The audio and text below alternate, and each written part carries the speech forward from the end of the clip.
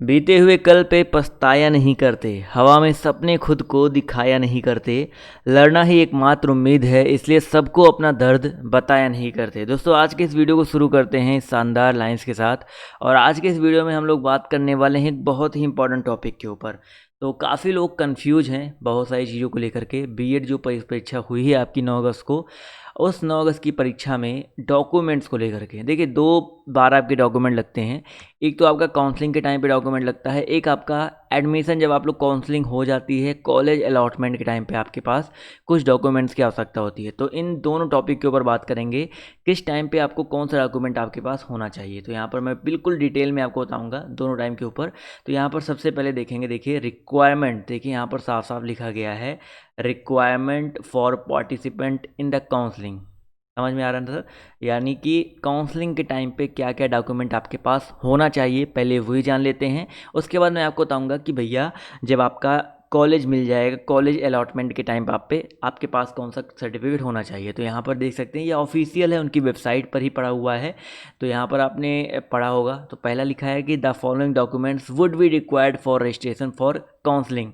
पहले तो bank account detail चाहिए जिसमें आपके माता और पिता का नाम जो है मेंशन हो, अकाउंट नंबर चाहिए, इसके अलावा एफएससी कोड चाहिए, बैंक नेम चाहिए, ब्रांच चाहिए। ठीक है, अब ये क्यों चाहिए ये भी जान लो।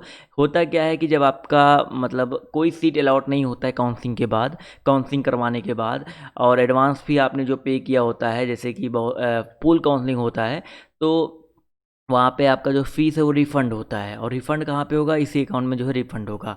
इसके अलावा दोस्तों for candidate appearing the qualifying examination 2020 it is mandatory for those candidate who have appeared in eligibility qualifying examination in 2020 have to upload their qualifying examination marksheet at the time of counselling registration. यानी कि counselling का जब registration होगा उस time पे उनको ये जो मार्कशीट है वो अपलोड करना पड़ेगा। इसके अलावा for this they would require a scan copy of marksheet of qualifying examination case appearing in 2020, यानी कि 2020 में अपियर हो रहे हैं, इसका मार्कशीट उनको अपलोड करना पड़ेगा।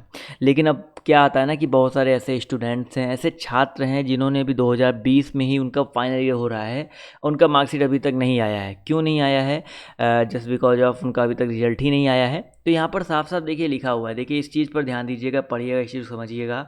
For this they would required a scanned copy of marksheet of qualifying examination in case appearing 2020। तो इसकी दिक्कत मत लीजिए आप लोग।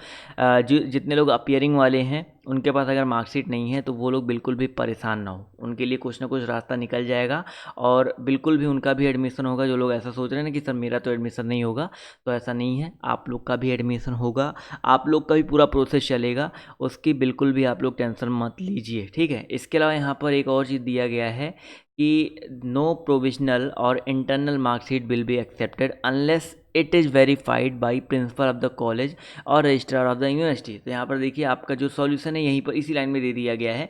पहले तो कहा गया है कि इंटरनल मार्कशीट जो है आपका एक्सेप्ट नहीं होगा, यानी कि जो लोग अपियरिंग में है उनका इंटरनल मार्कशीट जो है अपियर बेसिकली क्या है, एक्सेप्ट नहीं होगा। लेकिन किस कंडीशन में एक्सेप्ट हो सकता है? अगर वेरीफाई किया गया है प्रिंसिपल के द्वारा या यूनिवर्सिटी के रजिस्ट्रार द्वारा, तो आपको वेरीफाई हो सकता है। यानी कि आपकी प्रॉब्लम का सलूशन कि जिसका रिजल्ट नहीं आ रहा है फाइनल ईयर का, उनका किस तरह से एडमिशन हो सकता है, तो ये उनके लिए सॉल्यूशन है। इस तरह से आपका एडमिशन जो है आपका हो सकता है। आई होप ये डाउट आपके क्लियर हो गए होंगे। इसके अलावा यहाँ पर इसके अलावा ये सारी चीज़ें आपको चाहिए क्या बोलते हैं काउंसलिंग के टाइम पे। ठीक है, इसके अलावा रजिस्ट्रेशन करना है और सारी चीज़ें आपकी होंगी। तो रजिस्ट्रेशन के टाइम पे आपके पास क्या होना चाहिए? आपके पास लॉगिन डिटेल होना चाहिए। तो ये कोई डॉक्यूमेंट नहीं है, फिर भी मैं आपको बता दे रहा हूँ, लॉगिन डिटेल आपके पास होना चाहिए।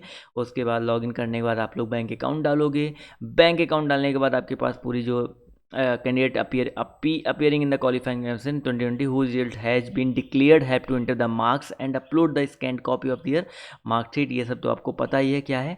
अब बात करते हैं भाई काउंसलिंग प्रोसेस होने के बाद जब आपको कॉलेज मिल जाता है, तो कॉलेज मिलने के बाद रिपोर्ट जब आप लोग करते हैं कॉलेज में, तब आपके पास कौन कौन से डॉक्यूमेंट होने चाहिए। तो अभी मैंने आपको बताया काउंसलिंग के टाइम पे कोई खास डॉक्यूमेंट नहीं लगता, क्या क्या लगता है मैंने आपको बता दिया। अब बात करते हैं भाई रिक्वायरमेंट क्या होगी उन डॉक्यूमेंट्स की, जो डॉक्यूमेंट आपको जब कॉलेज मिल जाने के बाद, यानी कि आप जब एडमिशन करवाने जाओगे, जो कि आपका लगभग ये मान के चलिए अक्टूबर में होने वाला है या सितंबर के लास्ट वीक में होने वाला है ये चीज़, तो तब आपके पास इन सारे डॉक्यूमेंट्स को कलेक्ट करने के लिए, इकट्ठा करने के लिए अभी आपके पास 1 महीने से ज़्यादा का टाइम है। तो यहाँ पर देख सकते हैं क्या क्या होना चाहिए। Print out of the provisional allotment cum confirmation letter from the Lucknow university portal, यानी कि जब आप लोग काउंसलिंग करवाओगे तो आपके सामने आपको एक कॉलेज का अलॉटमेंट लेटर मिलेगा कि आपको कौन सा कॉलेज मिला है, जिसको कंफर्मेशन लेटर भी बोलते हैं। तो आपके पास उसका प्रिंट आउट होना चाहिए, ओरिजिनल भी होना चाहिए, कॉपी ऑफ अप्लीकेशन फॉर्म, यानी कि जो आपने फॉर्म भरा था उसका फोटोकॉपी, एडमिट कार्ड की फ़ोटोकॉपी और स्कोर कार्ड, यानी कि जो आपका रिजल्ट आएगा उसकी फ़ोटोकॉपी आपके पास होनी चाहिए। Proof of date of birth class 10th, यानी कि 10th की मार्कशीट आपके पास होनी चाहिए। All marksheet and certificate up to qualifying examination, यानी कि आपने जो भी एग्जामिनेशन क्वालिफाई कर लिया है वो सारे मार्कशीट आपके पास होने चाहिए। इसके अलावा कैटेगरी, सब category and weightage certificate in original in the prescribe format, यानी कि आपके पास जितनी भी कैटेगरी आपके पास है, आय जाति निवास, इसके अलावा वेटेज सर्टिफिकेट का मतलब होता है जो आपको वेटेज मिलता है, जैसे आपका ओबीसी अगर आपके हैं, एससी हैं, एसटी हैं, या आपके पास ईडब्ल्यूएस है, तो इस तरह की सर्टिफिकेट आपके पास होनी चाहिए। या आप पीएच हैंडीकैप्ड हैं, जो भी वेटेज आपको मिलता है वो आपको आपके पास होना चाहिए। इसके अलावा original photo ID received by government, यानी कि ओरिजिनल फ़ोटो आईडी होनी चाहिए आपके पास, जैसे कि आधार कार्ड हो सकता है आपके पास, आधार कार्ड के अलावा पैन कार्ड हो सकता है, पैन कार्ड के अलावा आपका वोटर आईडी में फ़ोटो होता है, तो आपके पास कोई भी एक जो है आईडी होनी चाहिए। तो आधार कार्ड सबसे बेस्ट है, तो आधार कार्ड यूज कर सकते हैं। इसके अलावा 2 पासपोर्ट साइज़ फ़ोटोग्राफ, यानी कि पासपोर्ट साइज़ फ़ोटोग्राफ आपके पास 2 होने चाहिए। और मैं आपसे कहूँगा 2 के स्थान पे कम से कम आप लोग 10 रखो, कहीं ना कहीं यूज होता ही होता रहता है। और copies of all fee receipt, तो आपने जो फ़ीस पेमेंट किया है, यानी कि 5,000 रुपये के आसपास, 5,750 के आसपास काउंसलिंग के टाइम पे, और 6,000 रुपये अगर आप लोग प्राइवेट कॉलेज मिलता है तो वो, तो सारे के सारे आपके पास फ़ी रिसिप्ट जो है होना चाहिए। तो ये इंपॉर्टेंट डॉक्यूमेंट्स है, स्क्रीनशॉट ले लीजिए, जिससे आपको एक आइडिया लग जाएगा कि आपको कौन कौन से डॉक्यूमेंट चाहिए, और बार बार आप लोग पूछोगे नहीं, ठीक है। तो ये रहे आपके इंपॉर्टेंट डाउट्स। एक और डाउट था कि सर मेरा 2 साल पुराना है, मेरा 3 साल पुराना है, मेरा 4 साल पुराना है, तो क्या सर्टिफिकेट चल जाएगा? तो भाई मैं आपसे एक चीज़ कहना चाहूँगा कि अगर आपको लगता है कि आपका बहुत पुराना हो गया, जैसे 2 साल 3 साल पुराना हो, वैसे वैलिडिटी तो आपकी 3 साल होती है, लेकिन why we should take risk, मैं आपको कहना चाहूँगा 1 हफ्ते का टाइम लगता है, 1 हफ्ते का 1 वीक का टाइम लगता है, जितने भी आपके ये आय जाति निवास सर्टिफिकेट है बनने में। तो आपको लगता है कि आपका सर्टिफिकेट काफ़ी पुराना है, 2 साल 3 साल से ज़्यादा पुराना है, तो आप लोग जाओ, सीएससी सेंटर जाओ, जन सेवा केंद्र जाओ, 1 हफ्ते में अपना सर्टिफिकेट जो है बनवा लो, ठीक है। तो बस यही सिंपल सा डाउट था आप सभी का, जो मुझे क्लियर करना था, और आई होप क्लियर हो गया होगा। और भी कोई सवाल है, और भी कोई दिमाग में कुछ भी घूम रहा हो, चल रहा हो, तो आप लोग आराम से कमेंट करिए, कमेंट करके पूछ सकते हैं, ठीक है। तो आज के इस वीडियो में सिर्फ इतना ही, अभी के लिए बाय बाय, टेक केयर, जय हिंद, जय भारत, मिलते हैं आप सभी से नेक्स्ट वीडियो में।